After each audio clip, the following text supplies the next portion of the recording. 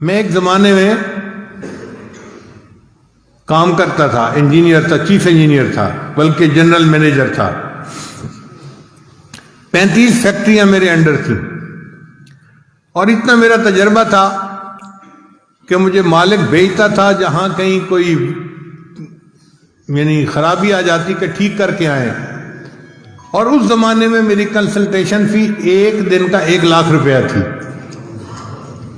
یہ آج سے 25-30 سال پہلے کی بات ہے، یعنی ڈالر کا ریٹ تھا 18 روپے کا ڈالر۔ اب آپ سوچیں کہ 18 روپے کا ڈالر تھا اور مجھے ایک دن کا 1 لاکھ روپے ملتا تھا۔ ایک شوگر مل میں خرابی آئی، انہوں نے میرے مالک کو فون کیا، چیئرمین کو، کہ جی اپنے انجینئر کو بھیج دیں۔ میں 7 دن کے لیے گیا اور 7 دن وہاں کام کیا اور 7 لاکھ روپیہ لے کے آیا۔ ایسی میری جاب تھی۔ پورے شہر میں سب سے زیادہ ٹیکس میں دیتا تھا، 65% ٹیکس کٹواتا تھا۔ 18 سال پورے شہر کا سب سے بڑا ٹیکس پیئر میں رہا۔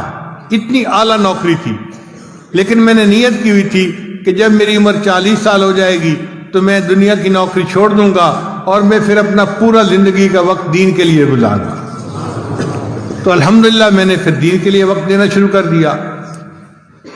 جس مالک کو چھوڑا تھا میں نے، اس نے آج تک اپنی فہرست میں میرا نام لکھا ہوا ہے۔ میں نے اس سے ایک دفعہ فون پہ پوچھا کہ اب تو 25 سال ہو گئے، میں کبھی آیا ہی نہیں اور آپ نے میرا نام فہرست میں رکھا ہوا ہے۔ کہتے ہیں جی ہم نے آپ کو نہیں چھوڑنا، آپ نے ہمیں چھوڑنا ہے۔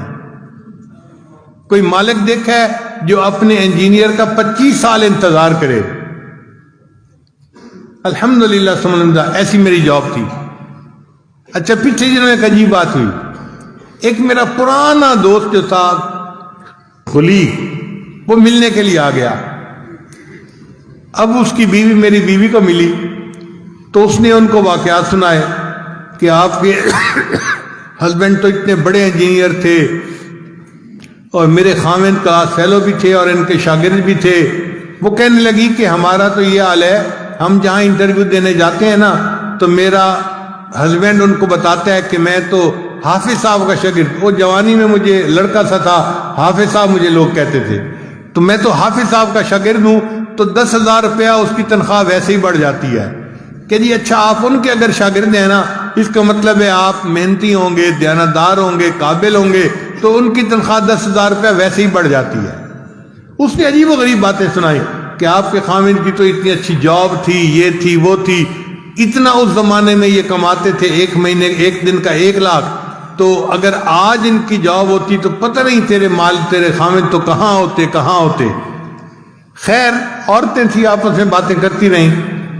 جب مہمان چلے گئے تو بیوی سے میری ملاقات ہوئی، تو بیویاں بیوی ہوتی ہیں، مجھ سے پوچھنے لگی کہ مجھے آج ڈیٹیل کا پتہ چلا، آپ نے مجھے کبھی بتائی نہیں کہ آپ کی اتنی اچھی جاب تھی اور آپ کو اتنا 1 مہینے کی تنخواہ ملتی تھی۔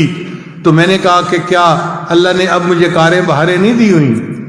کہنے لگی ہاں دیا ہوا تو اللہ نے سب کچھ ہے۔ میں نے کہا پھر پریشانی کس بات کی؟